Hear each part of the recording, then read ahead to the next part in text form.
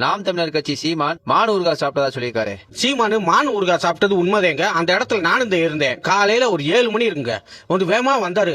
பசிக்குதுன்னு சீமான் அண்ணன் கத்திக்கிட்டே இருந்தாரு. நான் உடனே போய் தலைவர்கிட்ட போய், சீமான் நாங்க விடிய முன்னாடியே வந்து பசிக்குது கத்திட்டு வராப்ல அப்படின்னு.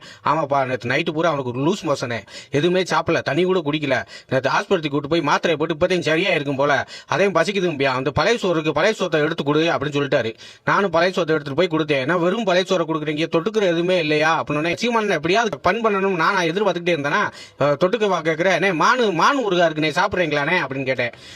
மான் ஊறுகாய் அதெல்லாம் நான் சாப்பிட மாட்டேன் அப்படி இப்படின்னாரு. இதே மாதிரி தானே நீங்க சொல்லுவீங்கன்னு அவர் சொன்னாருனே, தலைவர் சொன்னாரு. மான் ஊறுகாய் சாப்பிடறதுக்கே பயப்படுறியா, எப்படி சண்டைக்கு போவியா அப்படின்னு சொன்னாருனே. அப்படியா சொன்னாரு தலைவர். அப்பனா நான் சாப்பிடுறேன்னு மான் ஊறுகாய் ஆகா ஓகம் சொல்லி சாப்பிட்டாப்ல. ஆனா அது மான் ஊறுகாய் இல்லைங்க, பூண்டு ஊறுகாய். கம்பெனி பேரு மான்மார்க் ஊறுகாய். அதத்தே அண்ணன் மான் ஊறுகாய் சொல்லி பூண்டு ஊறுகாயை கொடுத்துட்டு, பூண்டு ஊறுகாய் கூட சாப்பிட்டது இல்லை அவ்வளோ அண்ணன். பூண்டு பீஸ் எல்லாம் எடுத்துட்டு மான் பீஸ் எல்லாம் நல்லா இருக்குன்னு சொல்றாப்ல. இப்படித்தே வந்து எல்லா கறியும் ஆமக்கறின்னு சொல்லிட்டு இடத்த கொடுத்து ஏமாத்தினாங்க தெரியல. என்னைய மாதிரி எவ்வளோ ஏமாத்திருக்கியா தமிழை போற்றி.